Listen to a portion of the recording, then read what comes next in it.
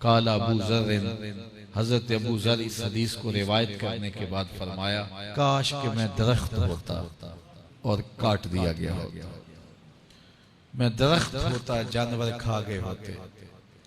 अल्लाह अकबर। माए नी मैनू कानू जम्मी ते दर्दां कीती मार नकम्मी के दे अगे कड्डां उबाले नू कोई आखे जुल्फां वाले नू। तो कहा काश कि मैं दरख्त होता और काट दिया होता। हजरत उमर रज़ी अल्लाह तआला अन्हु एक कच्ची ईंट उठाते हैं, फिर नीचे रख देते हैं, फिर उठाते हैं, फिर रखते हैं और फिर कहते हैं काश कि मैं ये ईंट होता। हजरत सैयदना सिद्दीक अकबर रज़ी अल्लाह तआला अन्हु दरख्त के नीचे बैठे थे। एक चिड़िया एक शाख से उड़ के दूसरी शाख पे जाती, वहां से उड़ के फिर दूसरी शाख पे आती। तो हजरत सिद्दीक अकबर रो पड़े, कहा चिड़िया कितनी मौज में है, जिस शाख पे चाहे बैठती है और कयामत के दिन तेरा हिसाब भी नहीं होगा। कहा फंसे तो हम हैं। रसूल करीम सल्लल्लाहु अलैहि वसल्लम से लोगों ने कहा हुजूर आप बूढ़े हो गए। हुजूर की मुबारक दाढ़ी में सफेद बाल, सर अनवर में भी सफेद बाल, अगरचे उनकी तादाद महदूद थी लेकिन जाहिर हुए। कहा सूरा हूद और उसकी मुमासल सूरतों ने मुझे बूढ़ा कर दिया, क्योंकि इन सूरतों में अल्लाह के अजाबों का जिक्र है, आखिरत का जिक्र है। ये वो बाबरकत वजूद हैं, वो बाबरकत जात हैं कि जिनके दामन पे गुनाह का एक धब्बा भी नहीं है। और मैं और आप अपने आप को देखें तो हम कहाँ खड़े हैं। हुजूर ने हजरत आयशा से कहा, ज़ौजा है रसूल करीम सल्लल्लाहु अलैहि वसल्लम, महबूबाए महबूबे कायनात, लेकिन उनसे भी मेरे हुजूर ने कहा आयशा गुनाहों को कभी छोटा ना समझना, गुनाहों को हकीर ना समझना कि ये छोटे हैं कोई बात नहीं, इससे क्या होगा। उस दिन हिसाब होगा, उस दिन पूछा जाएगा। तो अपनी जिंदगी को मुरत्तब और मुनज़्ज़म करके रखो। हम बहुत सारे गुनाह दाएं बाएं देख के करते हैं। जब हम मुआशरे में बुराई फैली हुई देखते हैं तो हम कहते हैं कि देखो ना ये सारे कर रहे हैं तो मैं ही बहुत मुत्तकी आ गया हूँ जी। दाएं बाएं देख के गुनाह करते हैं। फिर हम कहते हैं फलां बख्शा गया तो हम भी बख्शे जाएंगे। अच्छा अगर वो ना बख्शा गया तो फिर जहन्नुम में जाना कबूल है। तो दाएं बाएं देखकर दलेर हो जाते हैं। हजरत अब्बास और हजरत उमर रज़ी अल्लाह तआला अन्हु का आपस में दोस्ताना था। इन्होंने एक दिन बैठे बैठे अहद किया कि हम में से जो शख्स पहले फौत हो गया वो दूसरे को ख्वाब में मिले और कब्र के हालात बताए। अचानक हजरत उमर का विसाल पहले हो गया। साल के बाद हजरत उमर ख्वाब में मिले। उसने कहा अब्बास मुझे वादा तो याद था लेकिन सख्त हिसाब आन पड़ा था तो मैं तो उसके अंदर लगा रहा। तो अब क्या हुआ? कहा फिर अल्लाह ने कहा चलो इसको यूं ही माफ कर। तो कहा छुट के अभी अभी आ रहा हूं। तो मैंने कहा वादा पूरा कर। मैं और आप ठेकेदार बन जाते हैं जन्नत के। हमारे पल्ले अमल है क्या? हैं तो रियाकारी के शिकार है हमारे अमल।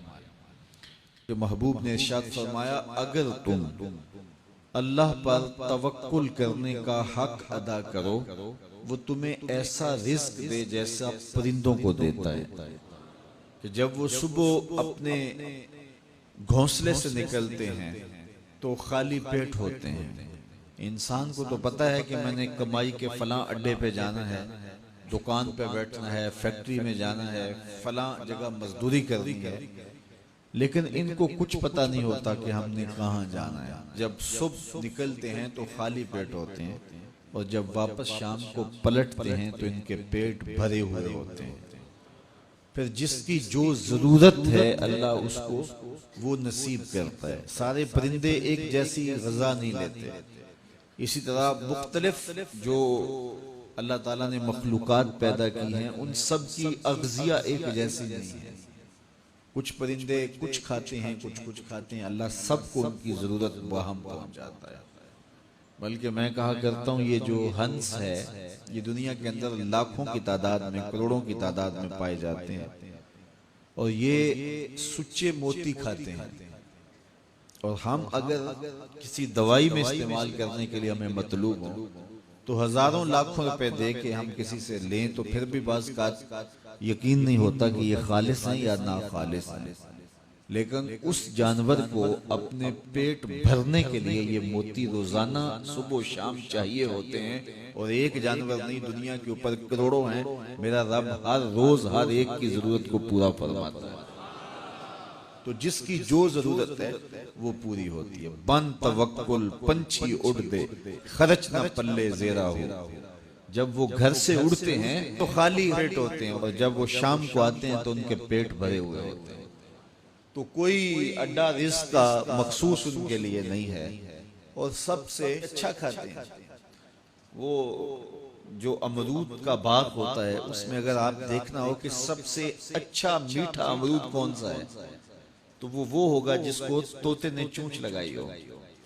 क्योंकि ये सबसे अच्छा फल पूरे बाग में एक होता है एक्सपोर्ट क्वालिटी, ये उससे भी बेहतर क्वालिटी लेते हैं।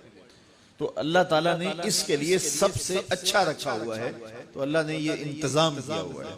तो फरमाया मेरे हुजूर ने, अगर तुम अल्लाह पर तवक्कुल करने का जो हक है उसको अदा कर दो तो वो तुम्हें भी ऐसे ही रिज़्क़ अता करे जैसे परिंदों को रिज़्क़ अता करे।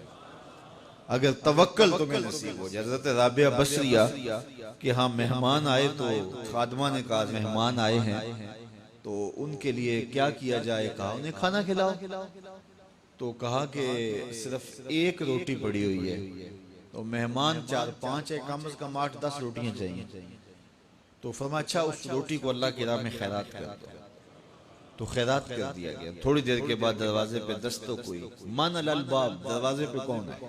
कहा फलां का फरिश्तादा गुलाम हूं, मेरे आका ने आपके लिए खाना भेजा है। खादमा ने खाना वसूल किया और कपड़ा उठाया, गिना तो 4 रोटियां थी। तो कहा जल्दी जल्दी इसको वापस कर दो, इसके आका ने किसी और घर भेजा होगा, ये गलती से हमारे घर आ गया। खाना वापस कर दिया। फिर दरवाजे पे दस्तक हुई। पूछा मन दक्कल बाब, दरवाजा किसने खटखटाया? कहा फलां का फरिश्तादा गुलाम हूं। खादमा ने खाना वसूल किया। हज़रत राबिया ने कपड़ा उठाया तो गिना तो 6 रोटियां थी। कहा इसके आका ने किसी और हाँ भेजा होगा, ये गलती से हमारे घर आ गया। खाना वापस कर दिया। फिर दरवाजे पे दस्तक हुई। तो पूछा दरवाजे पे कौन है? कहा फलां आका का भेजा हुआ गुलाम हूं। उन्होंने कहा ये खाना हज़रत राबिया को दे के आना है। तो खादमा ने वसूल किया। हज़रत राबिया ने कपड़ा उठाया, गिना तो 10 रोटियां थी। कहा हाँ ये खाना हमारा, इसको रख लो और मेहमानों को खिला दो। कहा हज़रत पहले 2 भी तो आपका ही नाम लेते थे और इसी दहलीज पे आए थे। कहा मेरे रब का वादा है जो एक देता है मैं उसको 10 देता हूँ। तो पहले 4 रोटियां थी, फिर 6 रोटियां थी। मैंने कहा मालिक 10 देगा तो तेरी बंदी वसूल करेगी।